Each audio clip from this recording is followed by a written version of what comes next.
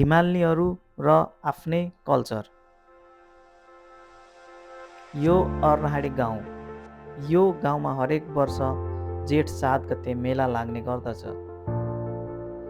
दमकदेखि अलि पर शान्त ठाउँमा छ अर्नाहाडी गाउँ। अर्नाहाडीबाट हरेक पहाडहरू देखिन्छ। यो हिमालहरूको ढोल बाजा। यो वर्षेपछि मर्मत र सुरताल चेक गरिन्छ।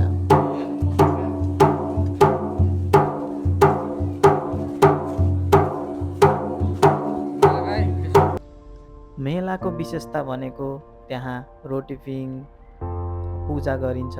यो चाहिँ ग्रामथानको मन्दिर। यो हिमालहरूको आस्था राख्ने मन्दिर हो। र पान अनि ढोल कम्पिटिसन जस्ता प्रतियोगिता पनि हुन्छ।